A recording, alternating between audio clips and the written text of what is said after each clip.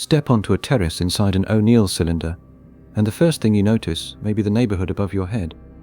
Homes, trees, and long green fields curve across the sky, bright enough to make your eyes narrow. Somewhere up there, people are looking back at you and calling their side down. It's a spectacular view. It's also meant to become boring. That may be the hardest part to imagine. A permanent home can't feel like a ride you never get off. You should be able to wake, shower, make breakfast, miss the bus, and complain about a noisy neighbor without thinking about the enormous machine keeping you alive.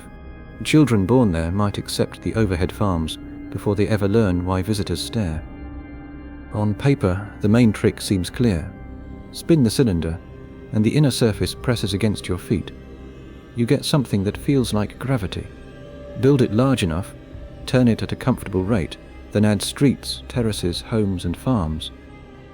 But your body asks for more than down. It expects air with the right pressure, light that keeps time, floors that don't confuse your balance, food, water, warmth, sleep, and a sky that doesn't make every day feel staged. A rotating habitat can create one Earth-like service. The question is whether all the other services can work together well enough that you stop noticing them. That's the standard tonight. Not whether the structure looks convincing from a distance, but whether an ordinary Tuesday inside it could feel ordinary from breakfast to bedtime.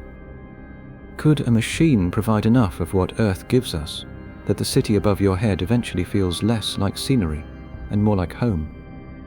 If you enjoy exploring questions like this with me, subscribing helps others find them too. Liking and sharing the video helps even more. Now, let's begin. A space station can be large and still feel like a vehicle. You sleep in a compartment. You eat what arrived in a package. You wash with whatever water the machinery can recover. Every ordinary act carries a faint reminder that the trip is still underway. That works for a mission. A mission has a launch date, a crew, a schedule, and an expected return. Even a long one is shaped around people enduring unusual conditions for a limited time. The food can become repetitive. Privacy can be scarce. Sleep can be awkward. You accept it because home is somewhere else. A permanent settlement changes the meaning of home. Someone might arrive there as a child and never remember Earth. Someone else might grow old there. And people would need to work, rest, argue, celebrate birthdays, raise families, and have boring Tuesday mornings. The place would have to support lives that aren't organized around an expedition. NASA planners were already treating settlement this way in the 1970s. In NASA publication SP-413, the problem wasn't described as building a shell and adding beds afterward. The planners began with human needs, then asked what kind of environment could meet them for an entire lifetime. Air and water were only the beginning. People also needed food, comfortable temperatures, room to move, places to gather, places to be alone, and a daily rhythm that didn't feel like permanent emergency duty. That shift sounds small until you try to follow one person through a normal day. They wake after 8 hours of artificial night. The air they breathe has been cleaned and recirculated by equipment behind a wall. Their shower water returns to the same closed system. Breakfast depends on stored supplies, crops, or both. Waste must become input for something else. A broken pump isn't merely inconvenient. It may affect the air, the water, the temperature, or all three. Earth handles most of this without asking you to supervise it. Gravity keeps your body oriented and helps water drain. The atmosphere blocks much of the radiation from space. Weather moves heat and moisture around. Soil, oceans, plants, and microbes process materials through systems that have been running far longer than our species has existed. You can take a bath without wondering whether the bath has altered tomorrow's oxygen budget. Off Earth, those background services stop being background. Modern NASA human research programs group the main dangers together: altered gravity, isolation, great distance, radiation, and life inside a hostile closed environment. They aren't 5 separate inconveniences with 5 separate switches. Poor sleep can affect mood and judgment. Isolation can make a small equipment problem harder to manage. Radiation protection changes how living areas are built, Distance limits help from Earth. Gravity affects bodies, fluids, exercise, cooking, washing, and even where crumbs go. So the habitat can't solve one human need while pretending the others will wait politely. Its air system touches its farms touch its water touches hygiene and health. The shape of the place affects movement, privacy, noise, and whether a family can spend an evening together without sitting beside a machine that hums all night. This doesn't prove that a rotating cylinder is the only answer. NASA's work doesn't hand us one required shape. It does narrow the problem. Permanent life away from Earth isn't mainly a housing problem added after transportation has been solved. It's the problem of rebuilding enough of Earth's dependable background that people can stop behaving like a crew and begin living like a community. A station keeps people alive while they complete a mission. A world carries ordinary life, including the parts nobody schedules. So what must a machine provide before a child born inside it can simply call it home? You might start with gravity. Give the cylinder a steady spin, let the floor press back against your feet, and the place begins to feel less like a spacecraft. A cup stays on the table, water pours downward, your body has something close to weight again. But gravity alone gives you a very convincing floor in a place where you can still suffocate. The air has to arrive with the right mix of gases at the right pressure, without slowly filling with carbon dioxide, damp, dust, or chemicals released by everything inside. It has to move through bedrooms without sounding like a factory. It has to carry away heat from people, kitchens, lamps, and machines. Every breath becomes part of a loop that must be cleaned and returned. Then there is food, not emergency packets stacked behind a hatch. Meals every day for years. Farms need light, water, nutrients, space, and protection from disease. Crops also change the air and produce heat. Their waste must go somewhere, so must ours. A lettuce leaf is suddenly connected to plumbing, chemistry, power, temperature control, and the next harvest. Light has its own demands. People need enough of it to see, work, and grow food. Our bodies also use changing light to keep time. Morning should feel different from evening. Sleep gets harder when the day never quite ends, or when the walls glow at the wrong hour. Sunlight might enter through mirrors. Electric lamps might fill the gaps. Either way, the light has to be directed, cooled, maintained, and dimmed. And after all that, people will still want a door. Privacy can sound like a luxury when every kilogram has to earn its place. Try living for months without it. A home needs somewhere to argue softly, cry in private, change clothes, raise a child, or sit alone because you simply don't want company. Community matters, but so does escape from the community. Even a small room can do that job if the walls block enough sound and the handle belongs to the person inside. Routine binds these services together.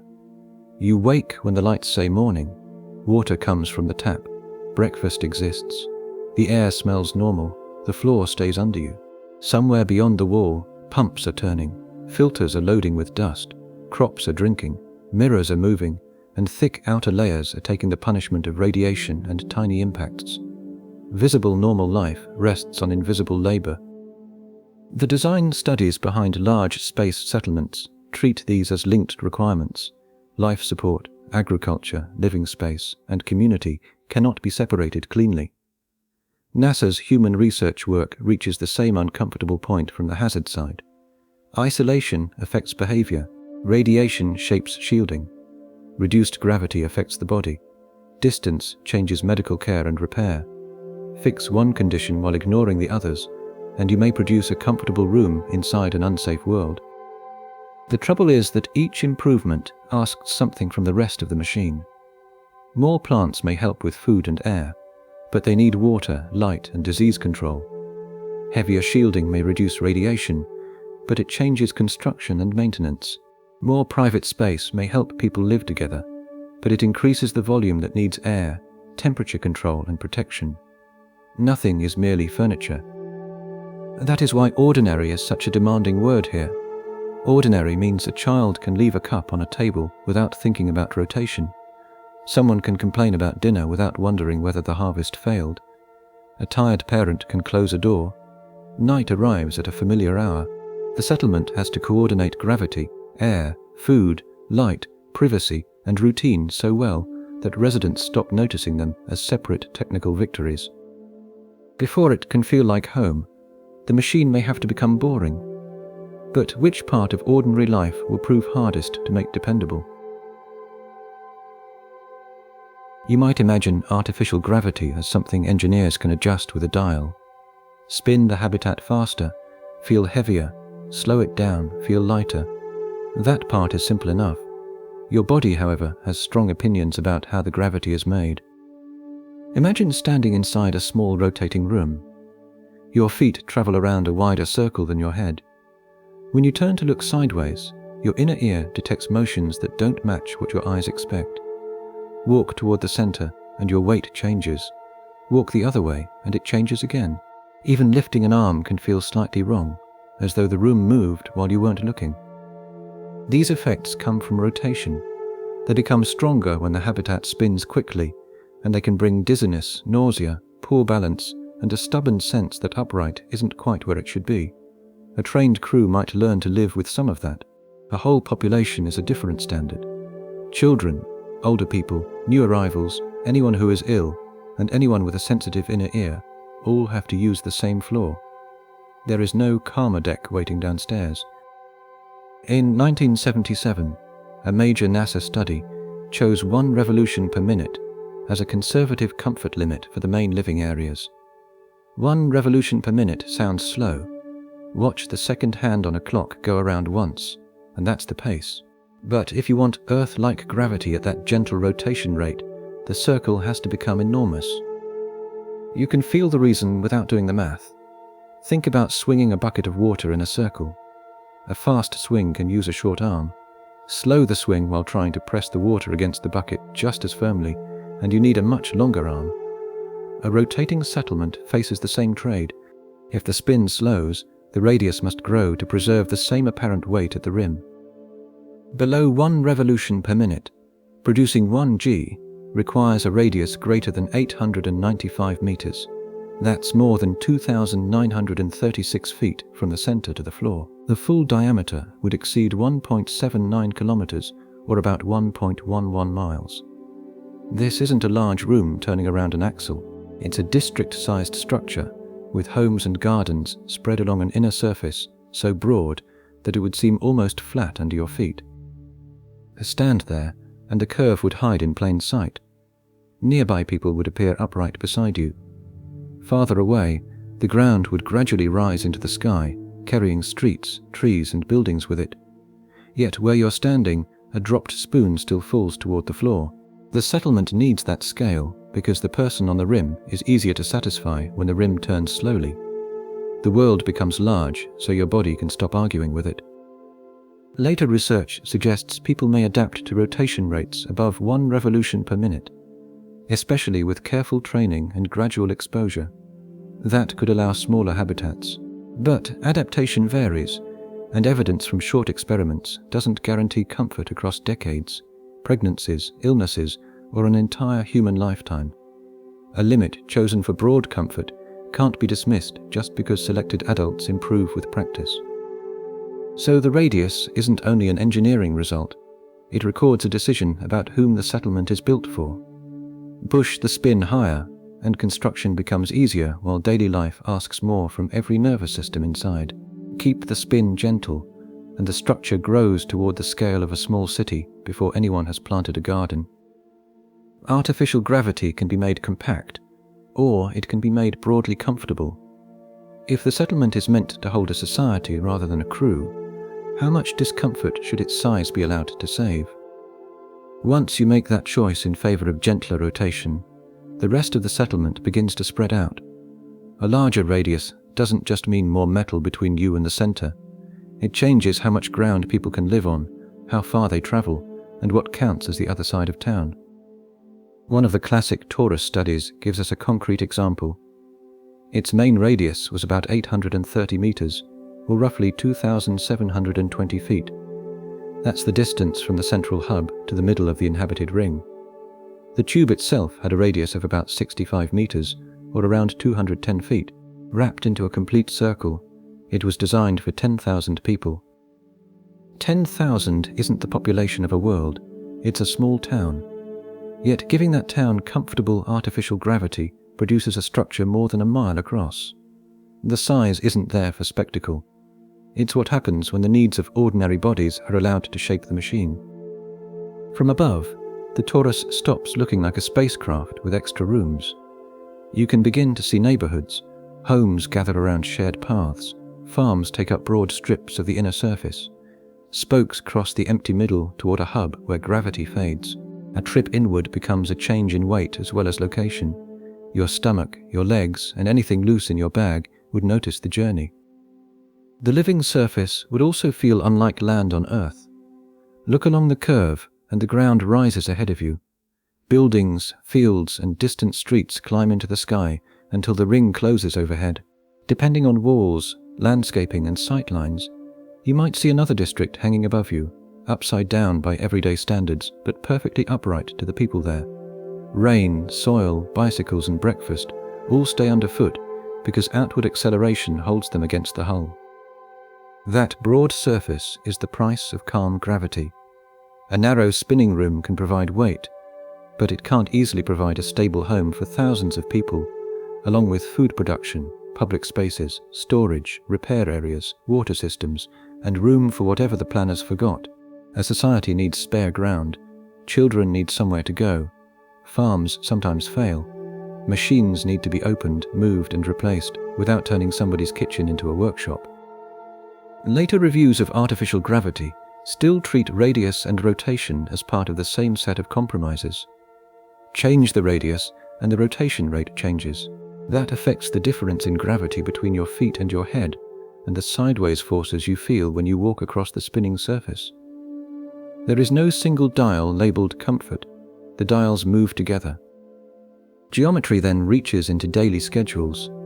A settlement a mile or more across needs transit. It needs lifts through the spokes, routes around the ring, and ways to move heavy goods without sending them through residential streets.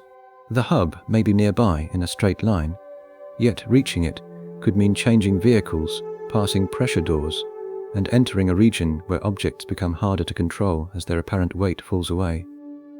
Population changes the design again. 10,000 residents need more than 10,000 beds. They need clinics, schools, workshops, kitchens, waste processing, emergency shelters, and enough separation that one fire or pressure loss doesn't threaten everyone. The ring becomes a set of protected districts rather than one continuous corridor. Living on it starts to resemble living in a very unusual city, except the city must also be its own ground, sky, plumbing, atmosphere, and gravity machine. A torus isn't the only shape that could do this. Cylinders, paired rotating habitats, and other arrangements can trade one difficulty for another. But the torus makes the consequence easy to see. Once a rotating settlement is expected to support a lasting population, human comfort reaches outward until spacecraft design becomes urban planning. So when every meter of calm gravity adds more land, more structure, and more city to maintain, how do you decide how large the first real settlement should be? You might expect the floor of a rotating habitat to feel settled once the spin is gentle enough. Stand still, and perhaps it would. Your feet press against the ground. Your inner ear finds the local down. A dropped cup falls where a dropped cup ought to fall. Then you move. Imagine marking your shoes on the floor, bending your knees, and jumping straight upward. Nothing athletic, just a small hop, about 22 inches, or 0.55 meters. Your eyes expect you to come down on the same marks. You don't. For one studied habitat design, that little jump shifts the landing point sideways by about 2 inches, or 5.3 centimeters. That's hardly enough to throw you across the room. It is enough to make the floor feel as if it moved while you were in the air. The floor did move, of course. So did you. But you and the floor did not follow quite the same path. Before you jumped, the rotating habitat was carrying your whole body around with it. Your feet were moving in a circle, even though everything nearby looked still. Once you left the floor, You kept the sideways motion you already had, but you were also moving toward the center, where each smaller circle travels differently through the rotating room. The floor continued under you, and your landing point slipped away from where your eyes had placed it. Inside the habitat, that mismatch feels like a sideways push. Physicists call it the Coriolis force. It isn't a hidden wind or a magnet in the walls. It is what curved motion looks like when you measure it from a world that is turning. You can feel a gentler version on a playground carousel. Try walking toward the middle while it turns. You aim forward, yet your steps seem to bend. Someone watching from the ground sees you carrying motion from one part of the carousel into another. From your own moving perch, it feels as though something nudged you aside. The same effect follows ordinary life in a rotating settlement. Lift a hand quickly, sit up in bed, climb a ladder toward the hub, toss a shirt into a laundry basket, walk along the curve, then turn and walk the other way. The sideways response changes with your direction and speed. So artificial gravity is not simply switched on and left alone. It meets you differently when you move through it.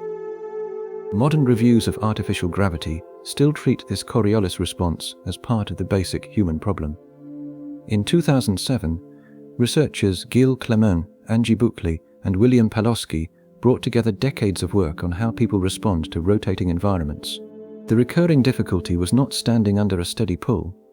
It was moving the head and body while the rotating frame answered from an unexpected direction. That answer can disturb balance, bend a thrown object's path, and make fast head turns unpleasant. Early on, a person might reach for a rail after a motion that would be completely ordinary on Earth. Your eyes say the room is stable. Your inner ear reports that something has gone sideways. The body discovers the rotation before the room appears to. But this does not mean everyone would spend life stumbling through the hallway. Human balance is trainable. People can adapt to altered sensory signals, and practice can turn strange motions into learned ones. Sailors stop noticing movements that once made them sick. Skaters learn corrections they no longer have to think about. A child raised in a rotating home might judge a curved throw as naturally as you judge one under Earth's gravity. We still shouldn't assume every effect would disappear. Adaptation may depend on spin rate, activity, age, and how often someone travels between rotating and non-rotating spaces. A motion that becomes automatic for one resident might remain tiring for another. Even that 2-inch landing error could matter when you're carrying hot food, working on a ladder, or getting out of bed half asleep. So which sideways surprises would become ordinary skills, and which would keep reminding the body that its whole world is turning? You might imagine that once people adjusted to a rotating habitat, the strange part would be over. Learn the local balance, learn how thrown objects curve, and get on with your day. But that only works if your whole day happens at the same distance from the axis. A settlement could have different neighborhoods of gravity. Homes, parks, kitchens, and schools might sit around the outer ring, where rotation gives you something close to 1g. Near the center, the apparent gravity weakens. At the hub, people and loose objects could drift almost weightless. Between them runs the spoke. Think of it as a train line from a quiet suburb to a bright downtown station, except your weight changes during the ride. You leave home standing normally, with your shoes pressed against the floor. As you travel inward, your legs carry less of you. A toolbox becomes easier to lift. Your stomach may notice the change before your eyes do. Near the hub, you push from a handrail and keep moving until something stops you. After hours floating through a laboratory or cargo bay, you make the reverse trip. Weight slowly returns. Arms that felt effortless begin to sag. Your legs support you again. By the time you reach the ring, a dropped key falls instead of waiting beside your shoulder. The hub might be alluring. Floating is an unusual way to spend a lunch break, but it also puts adaptation on the timetable. Your body doesn't learn one rotating environment and stop there. It has to switch between different rules of motion, perhaps twice a day. That concern appeared in planning work known as SP-413, which examined human settlements in space. Its authors worried about repeated travel between rotating living areas and work zones near zero gravity. They didn't say the commute would fail. The burden was in designing for people who arrived with bodies tuned to somewhere else. Someone leaving the ring might feel ready for the hub before their balance system agrees. Someone returning home might step off the spoke carrying a bag that now pulls harder on the shoulder. A worker could become skilled in both places and still need time to change gears. Like walking ashore after several days on a boat, a familiar floor may briefly feel unfamiliar. Rotation also keeps affecting motion along the route. In 2007, Gilles Clement, Angie Buckley, and William Pawlowski summarized research on movement in rotating settings and the Coriolis effects it can produce. Turn your head, reach across your body, climb inward or travel outward, and a simple movement can behave differently. The same physics follows you along the spoke. Its strength and your response to it change with location. So the transit system might need handrails for people whose balance is shifting. Cargo would need restraints before entering the hub. Work routines might leave a few minutes for readjustment. Signs could warn newcomers where loose objects stop falling as expected. Residents would build habits around this. You probably wouldn't carry an open cup of coffee on the inward train. Children might clip toys to their clothing before visiting the center. Someone late for work could still pause at the hub entrance and push off slowly, a normal commute with an unusually strict opinion about loose pens. Over time, geography would become physiology. Home could mean full weight, work could mean almost none. Yet age, health, individual sensitivity, and time spent in each zone could change how quickly someone adjusts. Even the hour of the day might shape how tiring the change feels. We don't know how well a large population would tolerate repeated transitions over many years. If going to work also changes how your body understands up and down, how much of that commute is transportation and how much is recovery?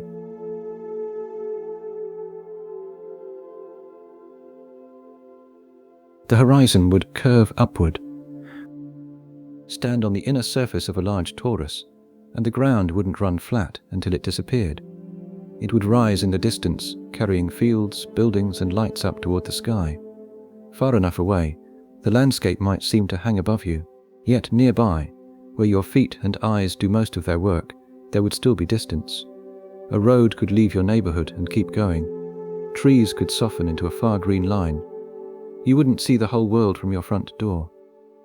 That was part of the reason designers favored the torus form. The clear horizon and long lines of sight weren't merely pleasant additions to the engineering. They helped make the habitat feel inhabitable. You know the small relief of entering a room with a distant window. Your shoulders drop before you decide to relax. The room may contain exactly the same amount of air, but your eyes have somewhere to go. They aren't stopped by a wall 2 steps ahead. Inside a space habitat, that response could carry more weight. Everyone would know they were living inside a built structure. The air, ground, weather, and apparent sky would all belong to one machine. If every wall and boundary remained visible, the entire place could feel graspable in a single glance. And once your mind has inspected the whole container, it may become difficult to forget that you're enclosed. A long sight line interrupts that inspection. The eye follows a path, loses detail, and meets a horizon instead of a bulkhead. Large geometry gives distance somewhere to happen. The habitat no longer feels like one object surrounding you. It begins to feel more like a place with parts you haven't seen today. The project's psychological appendix pushed the idea further. People may need something beyond the horizon. That doesn't mean lying to them about where they are. It means allowing some of the world to remain out of view. Hiddenness can be protective. A street bending behind trees suggests another street beyond it. A ridge conceals whatever lies on the other side. Even when you know the landscape loops back on itself, you don't have to hold the entire loop in your attention at once. There can be an elsewhere. None of this means a curved horizon would erase loneliness, stress, conflict, or the strain of living far from Earth. A person can suffer in a beautiful open landscape. Mental health doesn't reduce to geometry. But geometry can keep enclosure from pressing on every ordinary moment. So the torus wasn't shaped only to hold air and produce gravity. Its size also gave the mind a little room to release its grip. If every world around you has been designed, how much freedom begins with simply not seeing all of it at once? Imagine stepping onto a path and seeing the entire habitat at once. Every field, every building, every pipe, every destination. You would always know exactly where you were. You would also be staring at the machine that kept you alive. The designers of the Stanford Torus understood that complete visibility could become its own kind of pressure. Their 1975 study, known as SP413, did not arrange the interior as one open floor under a ceiling. It used terraces, parks, orchards, trees, and changes in height to divide the view. A path could bend behind a wall of leaves. Homes could sit beyond a rise. The far end of a neighborhood might remain hidden until you walked there. That hiddenness was planned as a mental health tool. It wasn't just decoration added after the engineering was finished. Think about a garden you know well. You may understand its full shape from a map. Walking through it still feels different when a hedge blocks the next turn. The place has depth. Your eyes find something close, something farther away, and something you cannot quite see yet. The space feels larger than the patch currently in front of you. Psychological guidance attached to the habitat studies favored these incomplete views. People tend to feel better around living processes they can watch. Branches moving, crops growing, water changing, other people passing between places. Those changes give your attention somewhere natural to rest. A sterile interior may be easy to inspect, but it can leave the mind with nowhere to wander. It announces its limits all day. A path through orchards does something gentler. You still know the trees were planted and the ground was built. Nobody expects you to mistake the habitat for Earth.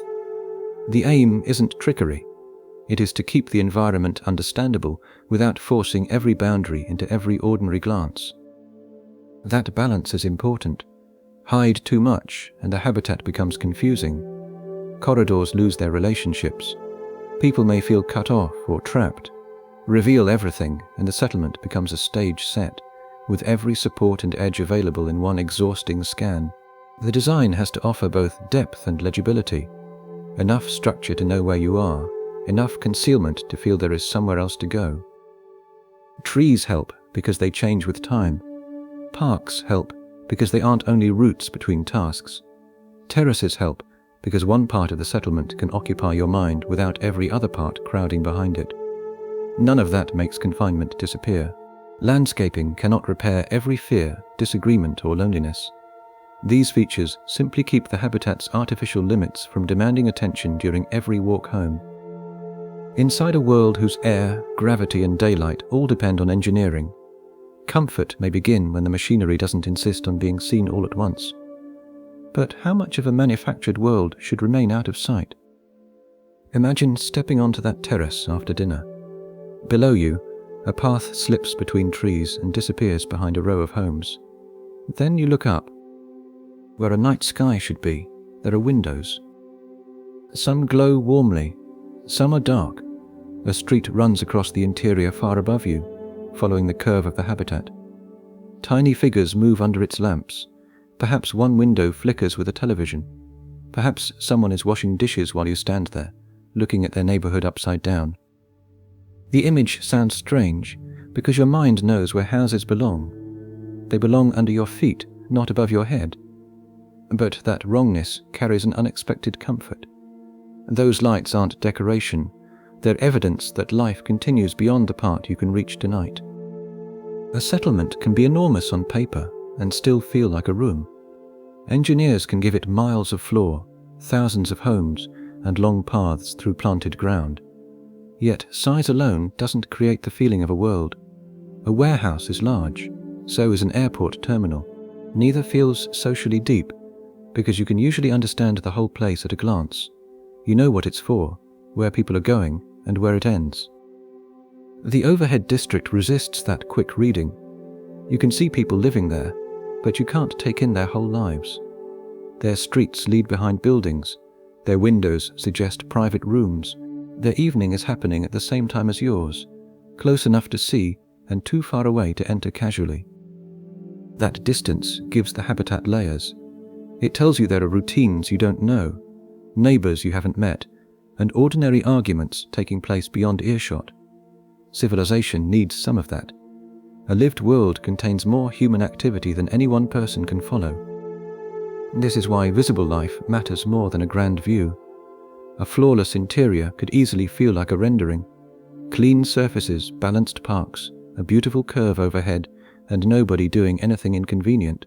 Add laundry behind a window, a late bus crossing the ceiling, or one kitchen light left on, and the place becomes easier to believe. The human mess gives the structure weight. Long sightlines help too. When roads and rows of homes continue far across the curve, inhabited distance becomes something you can feel, not empty scale, somewhere occupied. The effect is intimate rather than spectacular. You aren't staring at a display made to impress you. You're noticing that someone above has gone to bed, while someone farther you can accept a street curving overhead surprisingly quickly. The air is harder to notice. It has no skyline, no windows, no visible machinery. You take one breath, then another, and your body expects every one of them to be ordinary. But breathable air isn't simply whatever gets trapped when the doors close. Inside a cylinder, it has to be made and maintained. Oxygen must stay within a safe range. Other gases provide the rest of the pressure. Carbon dioxide has to be removed. Water vapor must be controlled. Temperature has to remain comfortable enough that daily life doesn't become a slow argument with your own skin and lungs. NASA's SP413 design guidance treated these as long-term living conditions, not emergency supplies. It set targets for oxygen, inert gas, carbon dioxide, humidity and temperature. Each target had a range because people aren't identical. Activity changes through the day, and comfort depends on more than one number. There is no single mixture that makes every person comfortable in every circumstance. You'd notice a bad result before you understood the cause. Air that's too dry can irritate your eyes and throat. Too much carbon dioxide can leave you tired or headachy. Excess moisture can make rooms clammy and encourage water to collect where it shouldn't. A small shift in an invisible gas can change the feeling of an entire afternoon. Now scale that up from a spacecraft cabin to a residential street. Every bedroom, school, garden, restaurant and crowded train shares the same enclosed atmosphere. Cooking adds heat and moisture. People exhale carbon dioxide. Plants and industrial equipment change the balance in other ways. Even opening a door moves air from one pressure zone to another. The cylinder may look like a city, but its atmosphere behaves more like a living household stretched across kilometers. That's why NASA describes breathable air as part of environmental control and life support. The air system can't work alone. It exchanges water with humidity controls, heat with cooling equipment, and gases with scrubbers, storage tanks, plants and people. A change in one part travels into the others. Sealing the volume only prevents the atmosphere from escaping. It does nothing by itself to keep that atmosphere pleasant. So the most impressive breath inside the cylinder would be the one nobody comments on. No metallic taste, no dry throat, no faint headache after lunch, just air that feels like it has always been there, while pumps, sensors, filters, and living things keep adjusting it around the clock. A calm street would depend on that constant correction. The trees could be still. Curtains could hang motionless behind warm windows. Yet the invisible space between every face and doorway would be managed within narrow limits, all so nobody has to think about breathing. And if an entire city shares one carefully maintained breath, who gets to decide exactly what that breath should be? You might imagine that once the air has the right ingredients, the difficult part is over. Set the oxygen, remove the carbon dioxide, keep the pressure steady, and let everyone get on with dinner. But air never stays where you put it. A warm body heats the air nearby. A shower adds moisture. Cooking releases tiny particles and gases. So do furniture, cleaning products, machines, plants, and human breath. Without steady circulation, all of that begins to gather in particular places. A bedroom with the door closed, a crowded train car, the space behind a wall panel, one end of a long corridor where the air barely moves. You know the feeling in a room that has been shut all day. The temperature might look fine on a display, yet something feels wrong. The air is heavy. One corner smells stale. A window clouds over. On Earth, you can open a door and borrow fresh air from the rest of the planet. Inside a sealed city, there is no outside breeze waiting to help. Ventilation would have to carry the air past people, through filters and treatment systems, then back through homes and public spaces. That movement prevents small local problems from becoming dangerous ones. It spreads heat before one room grows too warm. It carries moisture away before it settles on cold surfaces. It removes contaminants close to where they appear, rather than letting them linger around the people producing them. NASA treats this as part of a larger life support loop. Its environmental control and life support system links atmosphere control with pressure, water, and waste. A change in one part can affect the others. More people in one area means more heat, more moisture, and more carbon dioxide arriving together. The air system has to respond to bodies as they actually move through the day, not to an ideal average resident standing nowhere in particular. NASA's Human Research Program also counts hostile closed environments among the hazards of long missions. The danger isn't limited to running out of oxygen. It includes the slow build-up of conditions that are acceptable on a diagram but unpleasant, unhealthy, or unsafe in a real room. For a city, this becomes a problem of scale and geography. Air must reach apartments, clinics, schools, workshops, gardens, and crowded gathering places without leaving forgotten pockets between them. Space station hardware offers evidence that closed-loop control can work, but it cannot simply be enlarged and installed under a city street. The ducts, sensors, backups, maintenance routes, and emergency zones would need a different design. Most residents would notice none of it until a fan stopped, a room warmed, or an unfamiliar smell refused to clear. That would be the system doing its job, moving constantly, sounding ordinary, and keeping every corner connected to the same safe breath. So how would a sealed city find trouble in its air before the people inside could feel it? Late at night, a city looks as though it has gone still. Lights disappear behind bedroom walls, kitchens cool, hallways empty. But many thousands of sleeping people are still changing the world around them with every breath. Each person takes oxygen from the air and returns carbon dioxide. Their body releases heat. Their skin and breath add water vapor. Bedding holds moisture. Bathrooms remain damp. Food gives off gases as it ages. Tiny traces from cleaning products, clothing, machines, soil, and building materials enter the air as well. In an open city, much of this drifts away. Wind moves through streets. Fresh air arrives from a sky so large that the city barely alters it. A sealed habitat has no such outside reservoir. Whatever people release stays inside until something catches it, moves it, changes it, or stores it. That makes the atmosphere less like a room setting and more like a living maintenance burden. The air recipe has to be watched continuously, just as water has to be recovered and waste has to be handled. Carbon dioxide must be removed, oxygen must be restored, humidity must be controlled before it collects on cold surfaces or feeds unwanted growth. Then there are the other residents. Bacteria and fungi travel on skin, food, dust, water, and tools. Most are harmless, and some may be helpful, but a closed city gives microbes thousands of warm, damped places to settle. Filters can catch some of them. Cleaning can reduce them. Airflow can keep moisture from gathering. None of those jobs ever truly ends. NASA still lists hostile closed environments among the central hazards of long human missions. Its life support work joins atmosphere control with water recovery and waste management because these systems affect one another. Remove water from humid air, and that water enters another loop. Process waste, and gases and microbes have to be contained. Change one part of the habitat, and several others may feel it. A city makes those links harder. Breakfast begins while another neighborhood sleeps. A clinic sterilizes equipment. A school fills with moving bodies. Gardens release moisture. Workshops produce particles and fumes. Somewhere, a pipe warms. Somewhere else, condensation forms behind a panel no one can see. So the biosphere never sleeps, though most of its people do.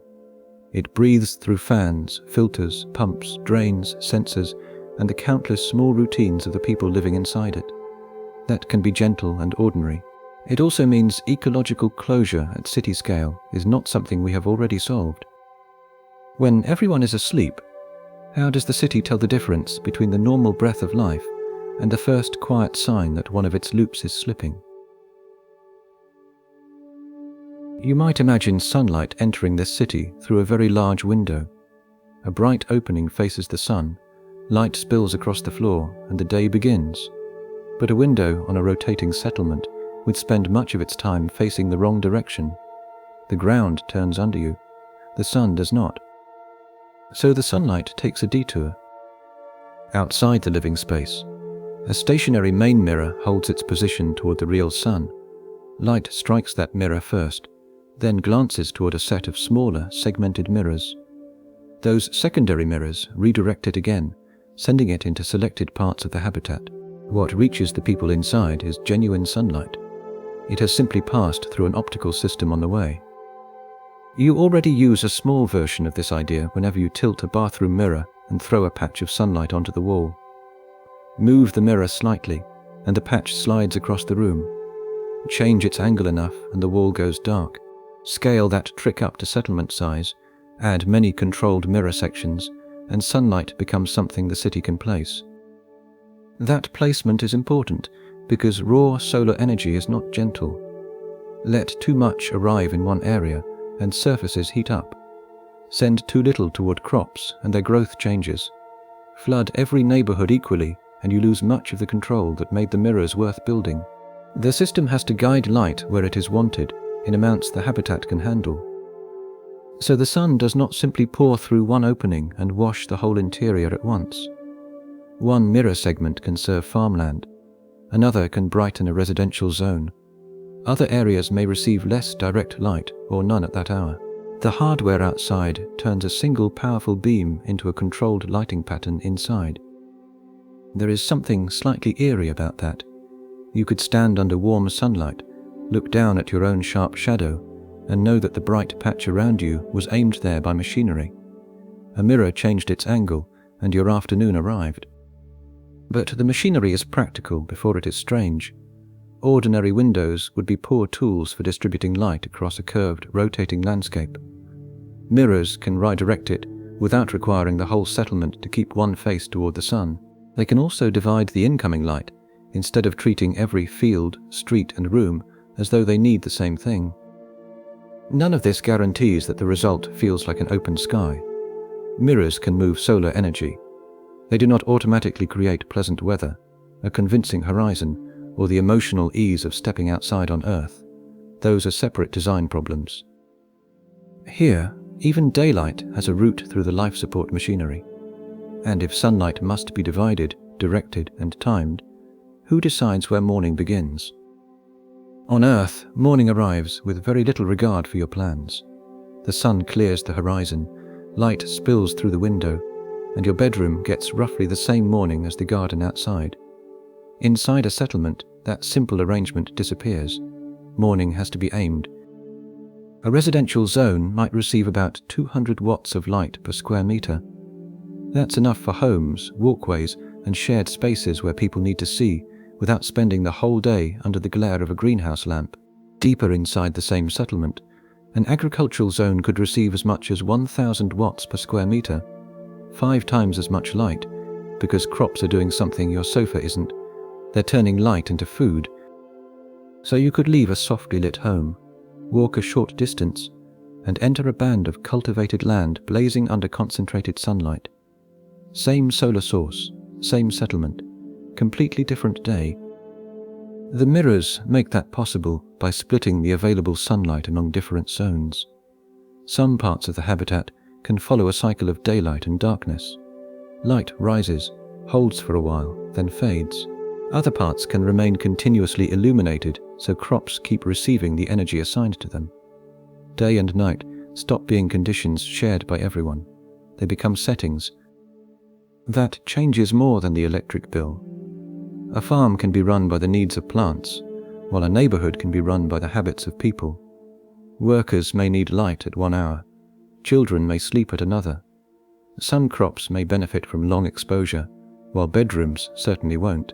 The settlement uses scheduling to turn one stream of sunlight into several local versions of a day. And there's the uncanny part. Two people living only a few streets apart might wake under different mornings. One neighborhood could brighten gradually while another remains dark. The agricultural bands might already be shining at full intensity, their crops hours into a working day that nearby residents haven't begun. Your clock could say morning, but the light outside would agree only because someone set it that way. People would probably argue about those programs. A schedule that saves energy or increases food production might still feel wrong to the people living under it. Communities could want different sleeping hours, different seasons, or longer evenings. Shift workers might prefer a later dawn. Families might resist having the local day adjusted around industrial demand. Light would be an engineering resource, but it would also become part of culture, routine, and control. The machinery can distribute brightness. It can decide how much reaches a field and how much enters a street. It can keep crops under constant light, while homes pass through an artificial night. But once every sunrise is scheduled, who gets to set the time? You might think the best answer is perfect weather, every room comfortable, every growing area supplied with exactly the right light and moisture, no unexpected cold spell, no afternoon ruined by rain, and no week when the sky seems to have forgotten what blue looks like. That would be excellent engineering. It might also become a little unsettling. Imagine waking each morning to the same pale dawn. At noon, the same sun patch crosses the same section of floor. A cloud shadow passes at precisely 2:15 because somebody decided people would enjoy one. After a while, even pleasant weather could feel less like weather and more like a display running on a loop. NASA's SP-413 guidance on human needs in enclosed space settlements took this problem seriously. It recommended keeping strong signals from the sun and preserving a regular day and night rhythm. Our bodies use those changes to help set sleep, alertness, hormones, and daily routine. You don't need to understand the machinery to feel when the day has gone missing. But the same guidance left room for small, random changes in climate. Not dangerous storms, not sudden freezes or crop-killing heat. Just enough variation to stop the surroundings from feeling completely regimented. A patch of sunlight might reach a breakfast table earlier one morning. Thin cloud could soften the afternoon. The air might be slightly cooler after an artificial rain cycle. None of this improves the basic life support numbers. The oxygen remains oxygen, the temperature stays safe. Yet the day no longer feels as if it was copied from yesterday and pasted into place. People are surprisingly sensitive to patterns that are too exact. A clock should be exact. A pressure seal should be exact. Weather has a different role. We expect it to repeat in broad ways while changing in small ones. Morning follows night, but each morning arrives with its own details. When those details never move, perfection can start to feel suspicious. There would be limits, of course. Randomness would have to remain mild and bounded. A settlement couldn't let novelty interfere with crops, power demand, visibility, or health.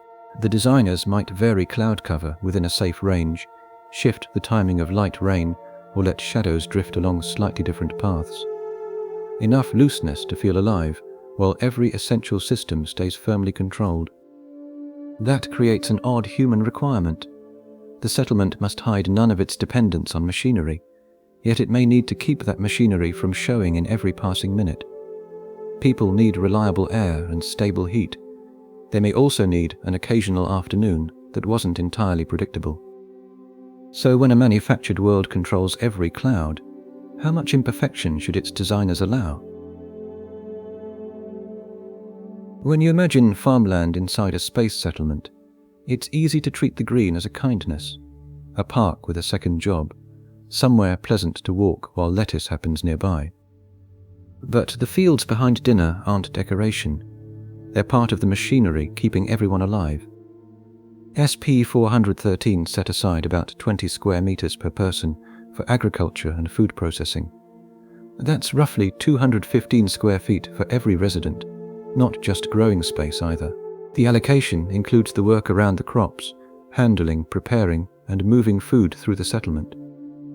20 square meters doesn't sound enormous until you multiply it by a population. 10,000 residents would require about 200,000 square meters, or nearly 50 acres, and that's under a plan designed to use land with unusual care. Every bed has a reason to exist. Every crop is taking space from something else. The calculation begins at the dinner table and runs backward. A person needs a certain amount of energy, protein, fat, vitamins, and minerals. The planners then choose crops that can supply those needs, estimate how much each crop can produce, and assign enough growing area to meet the target. Appendix 5C works from explicit nutritional requirements and crop planning in exactly this way. Your appetite becomes an engineering input. That changes the meaning of the landscape. A field of grain isn't there because someone thought the settlement needed a pastoral view. It occupies acreage because people eat bread, porridge, or some local equivalent. Beans may be there because bodies need protein. Oil crops take their share because calories alone don't provide every nutrient a body needs. Food processing claims space because a harvested plant is not always a finished meal. Dinner is proof that all this hidden arithmetic worked. There's an awkward consequence. Residents might see green wherever they look and still live inside a strict land budget. A path winding through crops could feel like a country walk, but the plants beside it would be carrying part of the settlement's nutritional load. Pull out too many rows for lawns, broad plazas, or ornamental trees, and the missing food has to come from somewhere else. None of this means the crop choices in that historical study should govern every future settlement. Diets change, farming methods improve. People may reject a menu that meets every nutritional target, but makes life feel like a long appointment with boiled beans. A workable food system has to feed human bodies, and it also has to feed actual humans. Still, the order of calculation remains hard to escape. First count the mouths, then count what those bodies require, then find the acreage. If every patch of green is helping to keep someone fed, how much land can a settlement afford to leave unproductive? A farm in space doesn't end at the edge of the field. Follow one drop of water after it leaves a lettuce leaf. It enters the air as vapor, settles as condensation somewhere cooler, runs into a collection system, and eventually returns to the roots. The plant may receive that same drop again and again. Now follow the carbon. We eat the plants and breathe out carbon dioxide. Plants take in that carbon dioxide while light gives them energy to grow. Harvesting removes food from the field. Processing leaves, stems, roots, scraps, dirty water, and human waste. Some of that material can be treated and returned as water or plant nutrients. Some must be stored, broken down, or discarded because it isn't safe to reuse. Input becomes output, then output becomes input. That sounds pleasantly circular on paper. In hardware, every arrow needs pumps, pipes, filters, sensors, power, and someone who knows why a reading changed at 3 a.m. If the air grows too humid, plants may struggle and disease can spread. Remove too much moisture, and water recovery changes. Adjust the carbon dioxide for crop growth, and the air still has to remain safe for you to breathe. Even washing vegetables sends water and organic material into another part of the system. NASA's Environmental Control and Life Support System work treats water recovery, oxygen generation, and carbon dioxide reduction as parts of the same closure problem. You can draw them as separate boxes, but those boxes trade material all day. Water is split to make oxygen. People use that oxygen and release carbon dioxide and moisture. Equipment removes the carbon dioxide and captures the moisture. Each process changes what the others receive. The old SP-413 settlement study placed farming inside this same web of exchanges. Crop output depended on more than floor area. Light levels, carbon dioxide, humidity, food processing, and waste handling all affected what the farm could produce. A larger growing room wouldn't rescue crops if the air, water, or processing flow fell out of balance. So the ecology is also a machine, though some working parts happen to be alive. Plants store energy in edible tissue. Microbes may help turn waste into forms plants can use. People provide carbon dioxide, moisture, and a steady supply of leftovers nobody wants to discuss over dinner. The machinery must keep those flows moving without letting disease or contamination travel with them. No city-sized closed loop has made all of this easy or fully solved. Water and gases escape, filters need replacing, nutrients can become unavailable to plants, harmful compounds can build up. Some material will probably require fresh supplies or a safe place to go. And once food, air, water, and waste share the same loop, what happens when one part of it stops? A room full of green leaves would probably feel like relief. After corridors, ducts, screens, and sealed doors, you could sit beside something alive. You could watch new growth appear without a motor turning or a status light blinking. It would look restful. But those plants would be working. Their leaves would be part of the air system. Their roots would sit inside the food system. Every tray would occupy precious floor area, consume water, draw electrical power through its lighting, and depend on carefully managed temperature and humidity.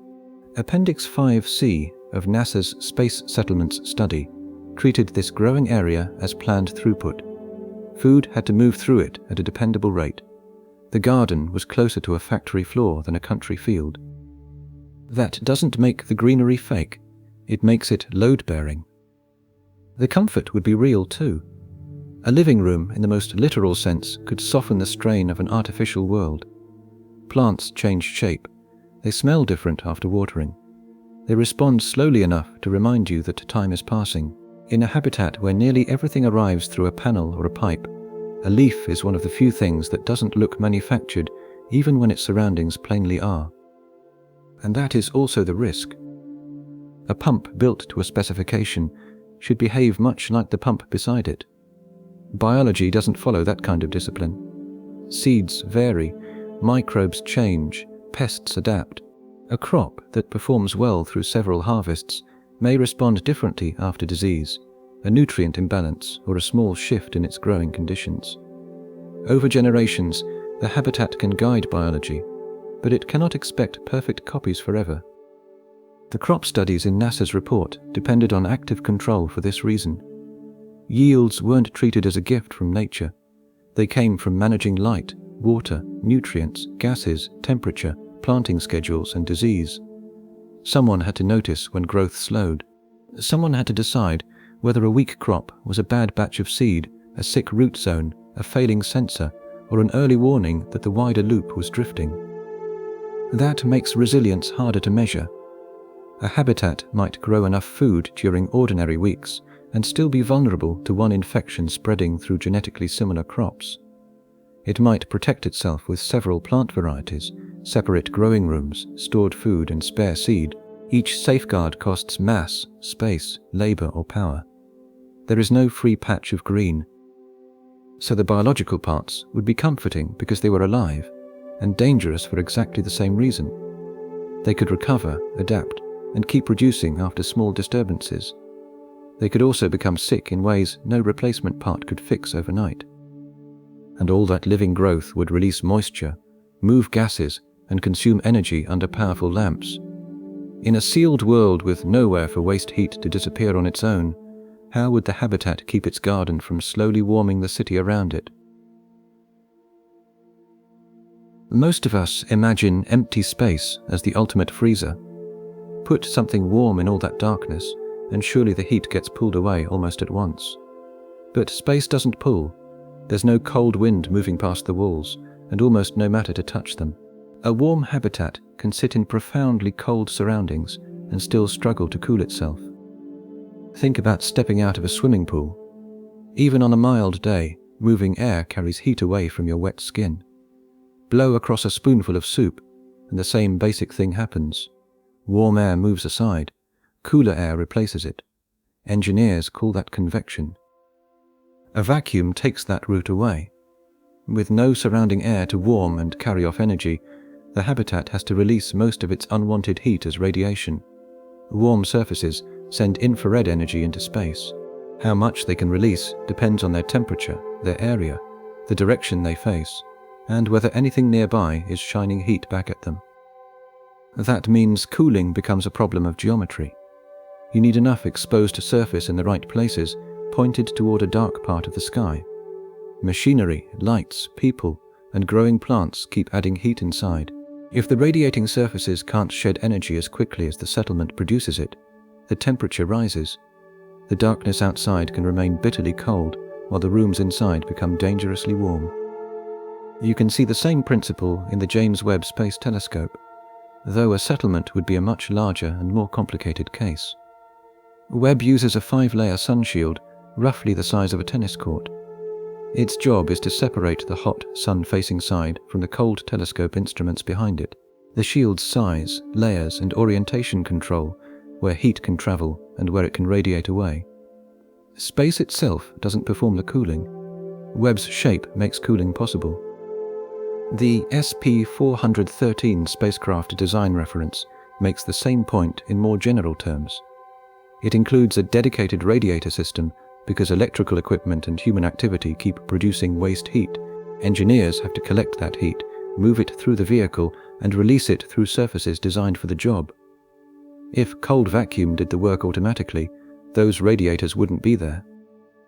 A permanent settlement would face the same physics at city scale. Every lamp over a crop, every pump moving water, and every computer would eventually turn its energy into heat. Even the people would add to the total simply by being alive. The colony would need radiator area, clear sight lines to cold space, careful orientation, and ways to keep sunlight or warm nearby structures from spoiling the view. So once thousands of people are producing heat every hour, how large does the settlement's cooling surface have to become? You might imagine the settlement's exterior as a collection of homes, farms, laboratories, and docking ports. Those are the parts people use. But from outside, they may not be the parts that dominate its shape. A NASA habitat study, known as SP-413, estimated radiator areas between roughly 490,000 and 630,000 square meters, and that's about 5.3 million to 6.8 million square feet. At the lower end alone, the cooling surface would cover nearly 500,000 square meters, around 5.3 million square feet. That's an enormous amount of exposed structure. It's closer to a district than a piece of equipment. Inside, the settlement could feel compact and bright. There might be warm rooms, green growing areas, workshops, kitchens, medical spaces, and corridors filled with moving air. Outside, extending far beyond that inhabited core, would be the less glamorous machinery that makes the comfort possible. Broad panels, pipes, pumps, joints, and support frames. A radiator forest with no shade to offer and no view anyone paid for. Its job would be simple. Heat arrives from the settlement, spreads across a large surface, and leaves as infrared radiation. Since there's almost no surrounding matter to carry that heat away, the radiator needs room to face cold space. Add more lighting, more computers, more industrial work, or more people, and the heat load rises. Unless the radiator runs hotter, its area has to grow as well. So the outside form of the colony wouldn't be determined only by where people sleep or where food grows. It would also be shaped by all the warmth those activities produce. Housing and farms would define the lived interior. Radiators could define the visible exterior. The exact arrangement in SP-413 belongs to its own engineering assumptions. A newer settlement might use different temperatures, fluids, materials, folding structures, or operating schedules. Some industrial processes could be separated from the main habitat. Heat could be stored for a while, moved elsewhere, or rejected by several radiator systems instead of one. But no clever layout removes the basic obligation. Energy used inside eventually becomes heat, and that heat needs an outward path. We already accept this kind of hidden civic structure on Earth. A city is more than apartments and parks. It also needs substations, water plants, sewers, service tunnels, and cooling towers. In space, heat rejection joins that list, except it can't be buried or tucked behind a wall. It needs a wide, unobstructed view of the darkness. That ungainly expanse may be one of the settlement's most impressive features. It would show, in plain physical area, the cost of keeping an indoor world comfortable. If the bright little city is only the center, How far does its true exterior reach? Bring it back to one apartment. The window glows against the dark. A pan warms on the stove. Someone has just stepped out of the shower, leaving the mirror fogged and the room damp. Nearby, a greenhouse keeps its air comfortable, while rows of leaves sit under bright lamps.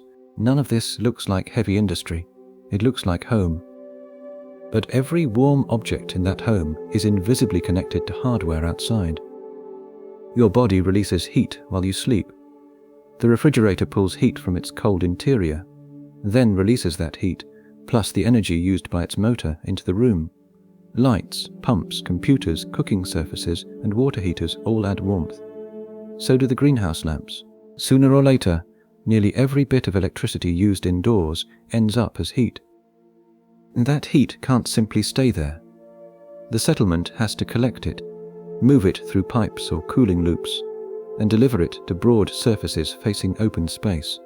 Only then can it leave. Vacuum offers no cool breeze across those surfaces.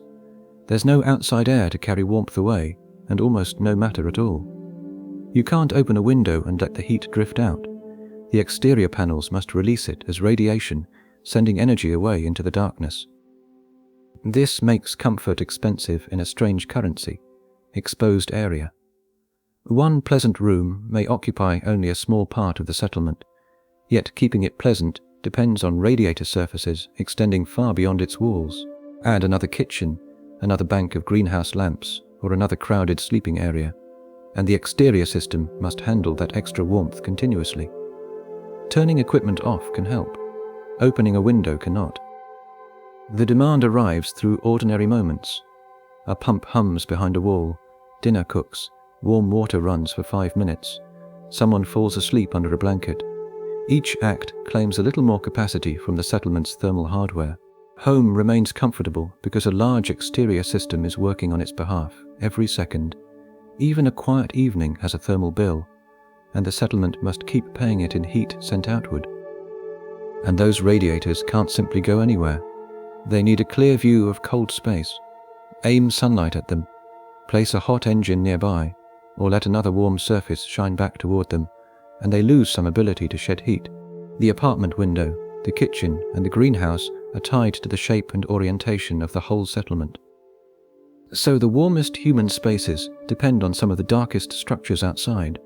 Wide panels carrying away the heat of dinner, sleep, work, showers, and growing plants. Those panels need open sightlines. The people behind them need protection. How do you shield a city from radiation and impacts without blocking the darkness its heat must reach?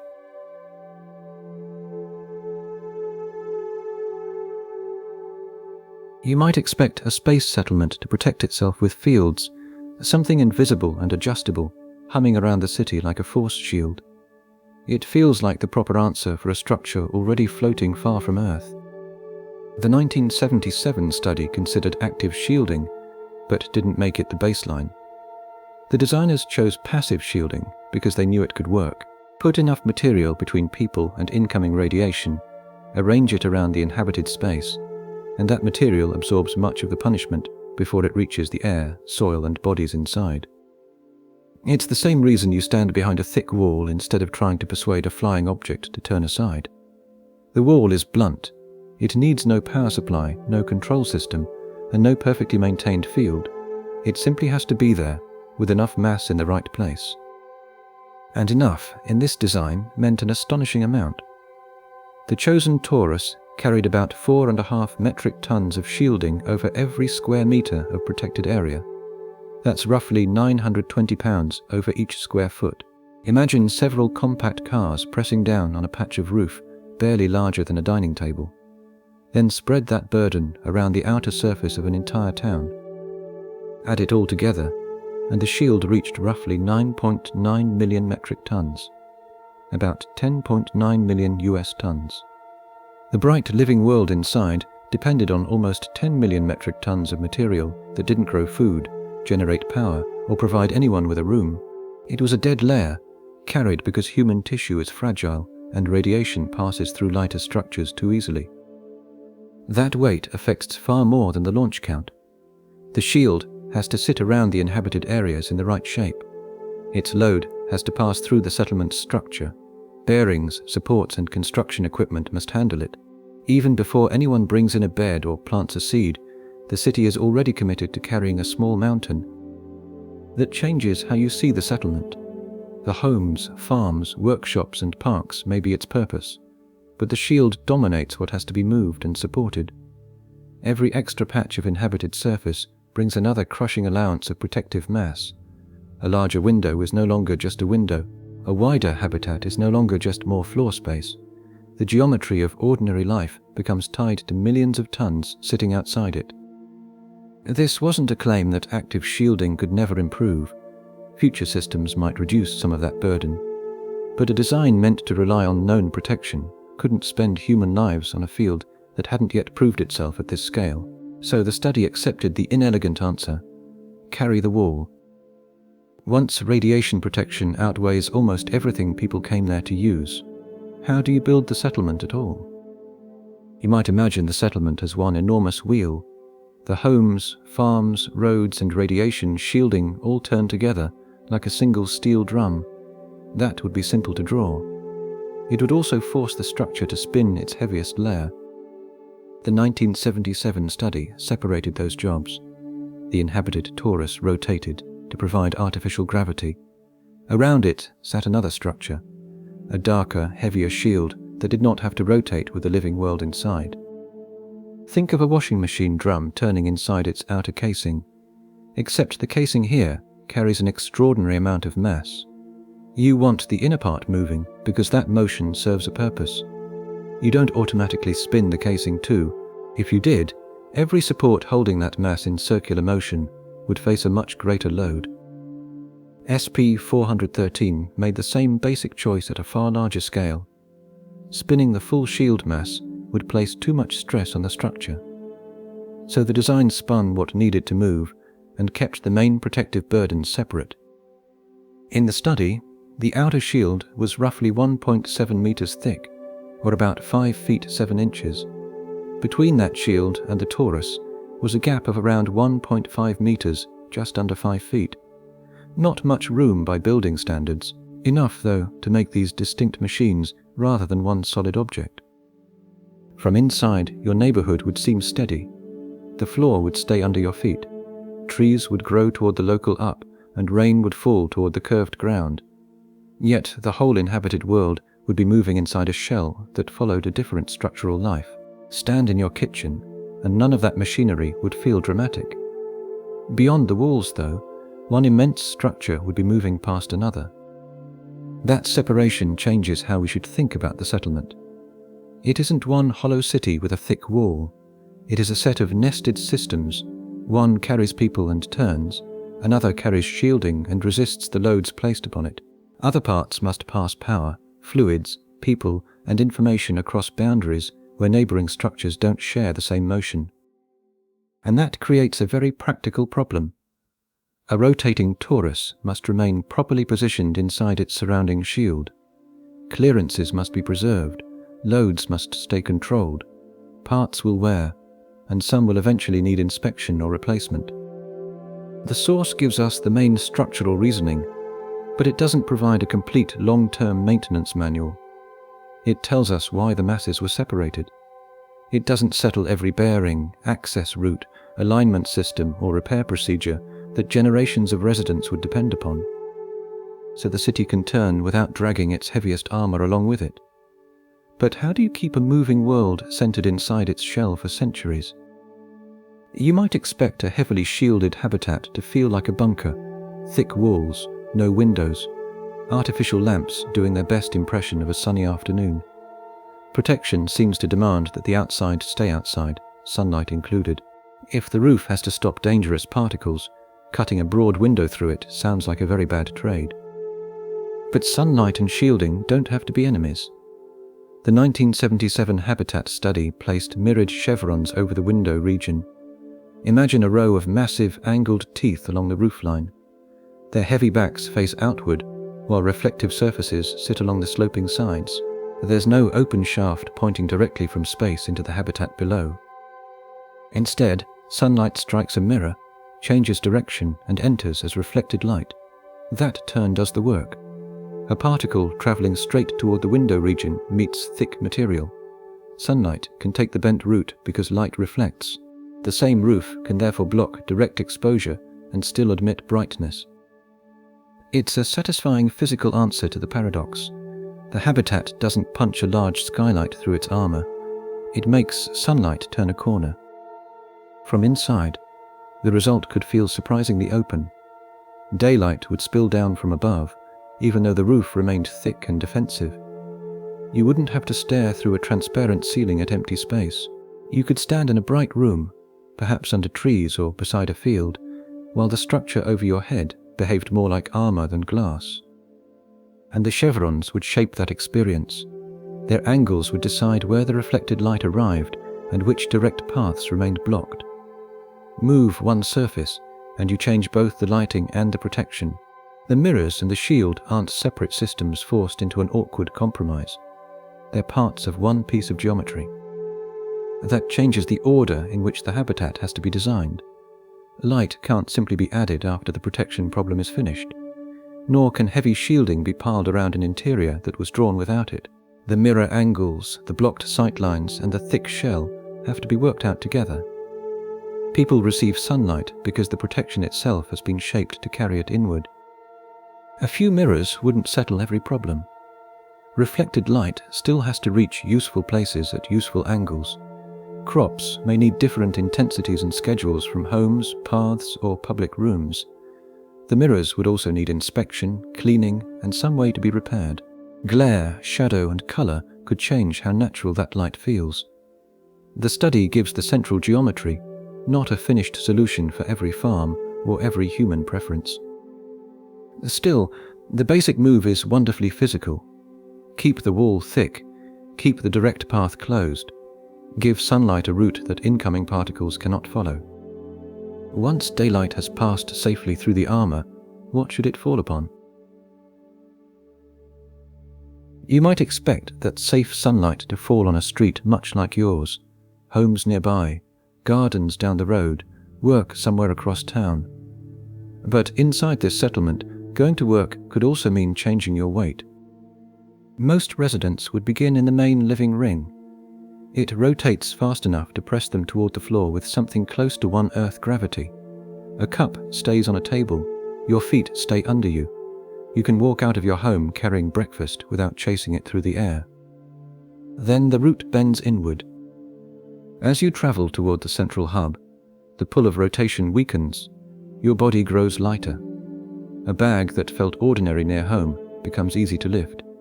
Farther in, you may stop walking altogether. Near the axis, the hub is close to zero gravity, so handrails and gentle pushes replace footsteps. The result is a commute that feels half familiar, half impossible. You leave a calm neighborhood, pass through a transition where every movement changes, and arrive floating among docking ports, cargo, visitors, and people working in conditions that would be awkward back in the ring. The hub isn't there simply because floating looks entertaining.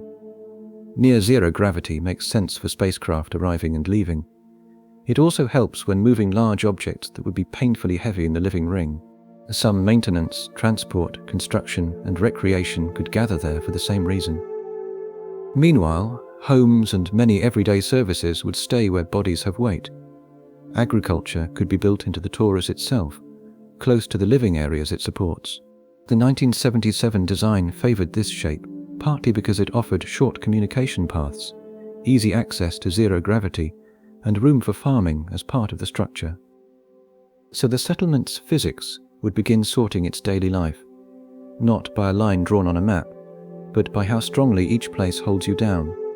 The ring becomes the place for sleeping, cooking, growing food, and walking normally. The hub becomes the place of arrival, movement, cargo, and work that benefits from weightlessness.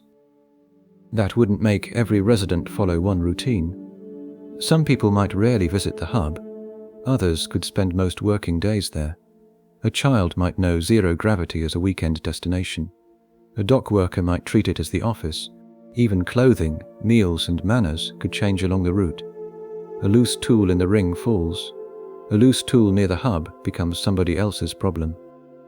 The old study gives us geometry and proposed functions. It cannot tell us what customs people would build around them. But once a short trip can change how your muscles work, how you carry lunch and whether a dropped object lands, how long before gravity becomes part of your address. You close your bedroom door at night, and almost nothing physical changes. The air remains warm, the floor stays dry. No wind was trying to get in. The door simply removes you from view, softens the voices down the hall, and tells everyone else that this small part of the cylinder belongs to you. That is a strange change in the job of a wall. On Earth, walls began as protection from whatever the day brought with it. Rain, snow, heat, animals, smoke, strangers. Inside a rotating space settlement, the larger structure already handles most of that. Weather is outside the argument now. The apartment wall does not hold back a storm. It holds back your neighbor's music. The old Stanford settlement study made this point directly. Its walls and doors were needed mainly for visual and acoustical privacy. They stopped people seeing and hearing one another when they would rather not be seen or heard. That sounds like a modest requirement beside radiation shielding or air recycling. Spend a few months hearing every cupboard close next door, though, and it stops feeling modest. A wall can look thin and still carry a heavy social burden. It separates sleep from conversation. It lets one person argue without involving 6 apartments. It gives a child somewhere to sulk, an adult somewhere to cry, and a tired worker somewhere to lie still while other people remain awake. A door also gives you control over an encounter. Open means perhaps, closed means later. NASA treats confinement and a hostile, closed environment as linked human hazards. The danger is not only that people occupy limited space.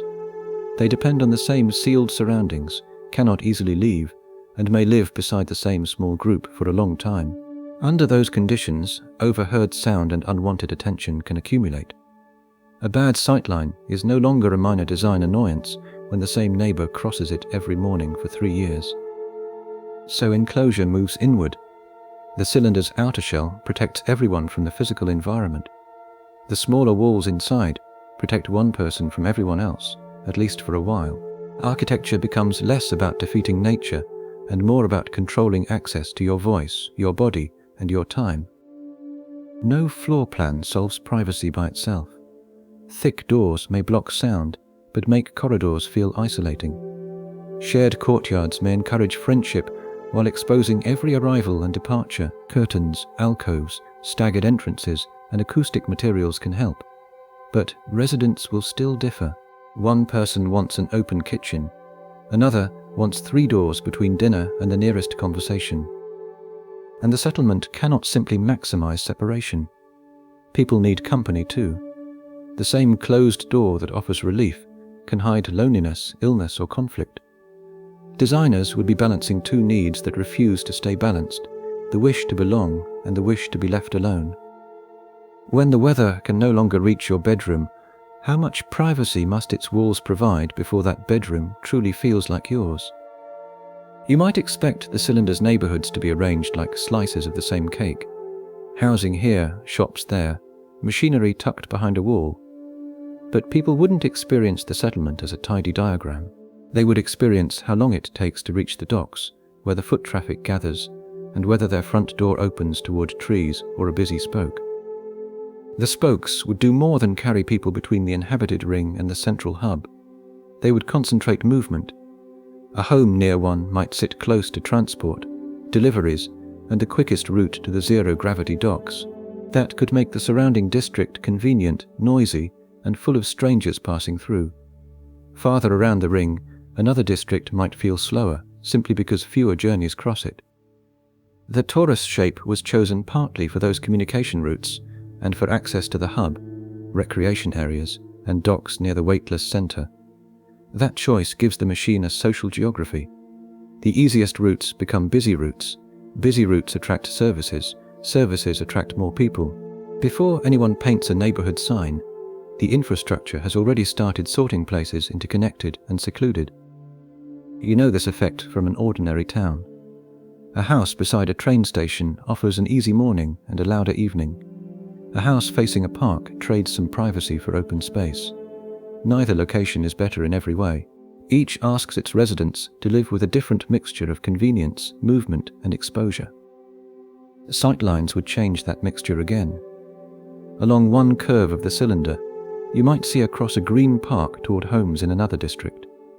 The distance could make the settlement feel broad, even when thousands of people share a sealed structure, turn into a narrow residential lane with broken sightlines and fewer passers-by, and the same cylinder could suddenly feel private. Walls, trees, slopes, and staggered buildings could soften long views. They could also hide the machinery that keeps the place running. But too many barriers would make navigation awkward and cut residents off from the shared landscape. Too few would leave people feeling watched across distances that look open on a plan. So one part of the ring might be greener and quieter. Another might stay awake around hub traffic. A district near recreation spaces could fill with children, exercise groups, and the background sound of people who have nowhere else to spread out. None of this guarantees good neighbors or a lively public culture. Infrastructure can create opportunities for contact. It cannot make people enjoy one another.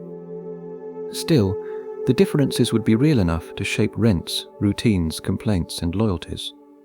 Machine geography would become civic life through thousands of small choices about where people walk and what they can see.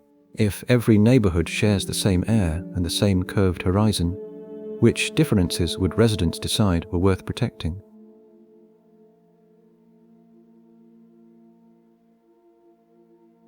You could build a district that works perfectly and still wonder why nobody loves it. The air is clean, the trees are healthy, every path leads somewhere sensible, nothing is broken, misplaced, or allowed to surprise you, and after a while, the whole place begins to feel less like a hometown than a demonstration of one. That danger appears in the settlement's psychological appendix. A habitat can become too complete in the wrong way, too polished, too exposed, too obviously arranged for the people walking through it. Like a stage set, it may contain all the right objects while giving you the uneasy sense that nothing continues behind the walls. People tend to trust a place more when it has depth. Your street is only one street among many. A path disappears around a corner. Lights remain on in homes you'll never enter. Plants grow, shed leaves, and occasionally refuse to cooperate. Somewhere beyond your immediate view, other people are cooking dinner, fixing a pump, arguing softly, or doing nothing that concerns you. Those details make a world feel larger than your own schedule. You're living inside it, but it isn't performing for you. On Earth, hiddenness comes almost free. Hills block the view. Buildings have backs. Forests continue past the trail. The horizon tells you there's more land beyond what you can see inside a settlement. Engineers would have to protect some of that feeling deliberately, not by creating fake wilderness or concealing hazards, but by resisting the urge to make every space instantly readable. A spotless controlled district could become exhausting if every doorway, garden, and public square seems to announce its purpose. Sit here, walk there, admire this tree, meet your neighbors at the approved social distance. Even kindness can feel mechanical when the environment leaves no room to discover your own use for it. Visible living processes would help. Food growing in soil or another medium, water moving through a planted space, repairs that leave traces instead of disappearing behind perfect panels. So would long views, partial views, private corners, and places with no assigned activity. A home needs room for habits its designers didn't predict. But the appendix doesn't give us a finished formula for psychological comfort. No checklist can guarantee that a sealed world will feel real. People differ. One person's sheltered corner is another person's blind spot. One resident may love seeing the machinery that keeps everyone alive. Another may want it hidden well enough to forget it for an afternoon. The aim would not be to imitate Earth so precisely that the habitat became a theme park. It would be to let the place acquire consequences, memories, and small surprises of its own. Scratches on a handrail, a tree residents refused to remove, a shortcut that wasn't in the original plan. If every surface begins as part of the system, how much must escape the plan before people can call it home? A place starts escaping the plan as soon as people are allowed to change it.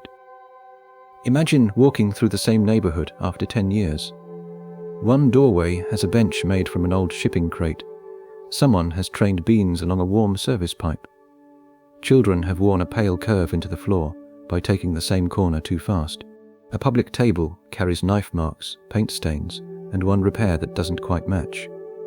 None of this improves the oxygen supply, yet it tells you that people have been living there rather than merely being kept alive. Where is evidence of life? That difference reaches beyond decoration. You attach yourself to a place by making choices inside it, then seeing those choices remain. You move a chair toward the evening light. You plant something and wait to discover whether it survives. You leave a tool where your neighbor can borrow it. Gradually, the environment holds a record of permission. Someone was allowed to alter this, care for it, neglect it, fix it, and try again. NASA's Human Research Program treats isolation and confinement as hazards shaped partly by the environment around a crew. The room, the social setting, and the long duration aren't separate problems. They press on one another. A habitat can run perfectly and still make its residents feel watched, restricted, or trapped inside somebody else's decisions. Research used in NASA's planning for long missions also points toward visible living processes, distant views and surroundings that don't feel frozen in one permanent state. A plant helps partly because it grows. Leaves appear, lean, yellow, and fall. Clouds beyond a window move without asking permission. A horizon reminds you that the room isn't the whole world. On a settlement far from Earth, those changes would have to become local. A garden might favor the herbs brought by its first residents. A shared kitchen could develop rules no architect predicted. Festival lights might be hung from pipes because that's where the hooks are. One district may paint its doors in family colors. Another may keep a communal wall covered with names, announcements, bad drawings, and arguments about whose turn it is to clean the filter room. That is culture in its ordinary form. Repeated meals, borrowed objects, favored corners, small customs that become normal before anyone thinks to write them down. Not everyone will want the same freedom. Some people find comfort in a spare, controlled room. Others need clutter, color, and visible history. Personal choice can also collide with fire safety, hygiene, shared resources, and the machinery inside the walls. A settlement can't allow every change, but if residents may change nothing, they remain guests inside an operating system. So perhaps the final design problem isn't how to finish a world for them. It's how much of that world must be left unfinished so they can finish it themselves. A child born inside the cylinder may never think of it as a cylinder. The ground curves upward because ground has always done that. The city overhead is no more surprising than clouds are to a child on Earth. Morning arrives when the lights brighten. Rain comes from pipes above the fields. Air moves through vents. Behind locked doors, pumps and filters keep the place alive. Adults may still hear machinery in all of this. They remember diagrams, launch plans, and the frightening first years. A child hears a fan humming in the wall and goes back to breakfast. That difference may be the strongest proof that the machine has become home. The concern around long-term settlement isn't simply whether people can tolerate an artificial landscape. We can tolerate almost anything for a while. The harder problem is whether residents can believe in the place deeply enough to build lives that don't feel temporary. Reliable systems make that possible, though they can't create belonging by themselves. A filter working for 30 years gives 30 years of birthdays, arguments, recipes, repairs, and ordinary afternoons somewhere to happen. Memory gathers because the background holds steady. Custom gathers with it. One neighborhood might celebrate the year's first harvest. Another might develop its own accent. Families will disagree about which Earth traditions still make sense. Children may invent games around the curve and give names to maintenance passages their grandparents knew only by number. By the second or third generation, the inherited world may no longer feel like a copy of anywhere else. It has childhood places, embarrassing songs, stories about the year a water pump failed and everyone washed from buckets for a week. That generation would inherit more than life support. It would inherit changes made by the people before them, along with permission to make further changes. The cylinder would be something they received, repaired, argued over and improved. None of this guarantees a successful home. Every machine might work perfectly while the society around it grows brittle. Rules could become suffocating. Residents could split over what to preserve and what the settlement should become. No engineering test can settle those choices in advance. But one condition is clear. The machinery must recede far enough for human attention to move elsewhere.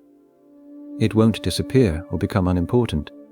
It must simply become dependable enough that you don't spend every day thinking about survival. Children would still learn where their air comes from and why wasting water is dangerous.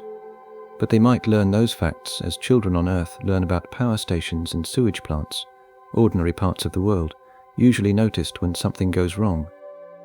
A machine becomes a home when people stop performing life inside it and begin carrying life forward, when the curved city overhead belongs to childhood rather than spectacle. When each generation receives a place shaped by the last, then leaves its own marks behind. The machine must become boring enough to be home. If its children one day call it normal, the settlement has crossed a boundary its builders could never cross for them.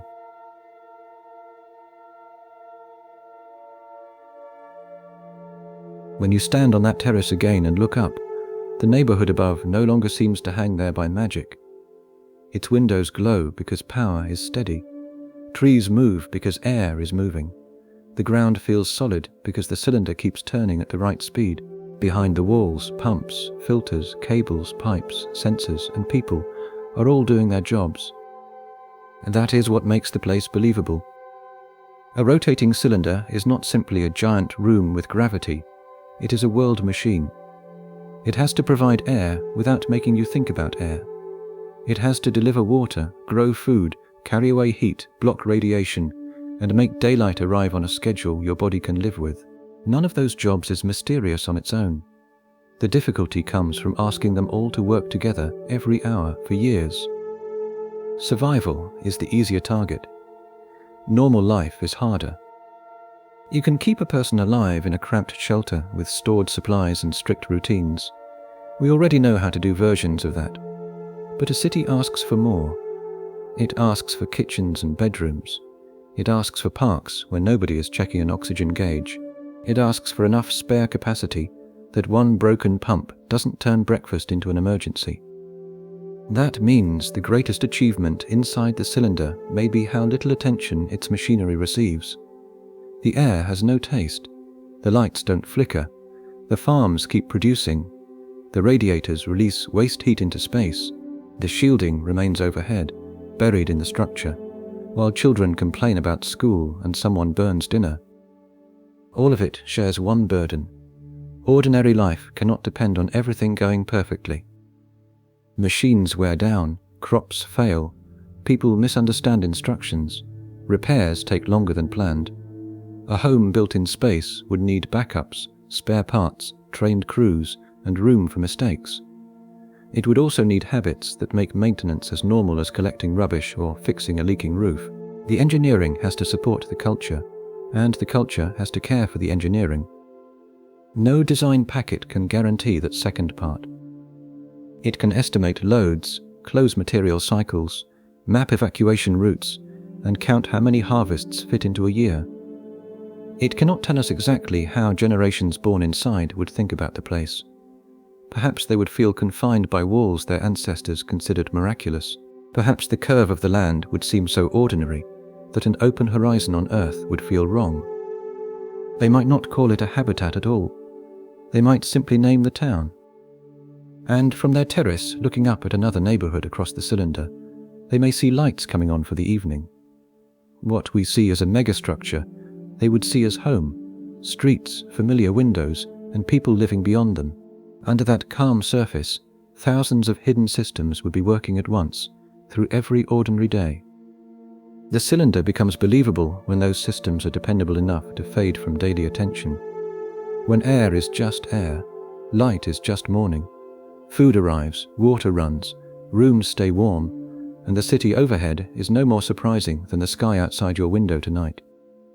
That is a very high standard for a machine. It is also a simple standard for a home.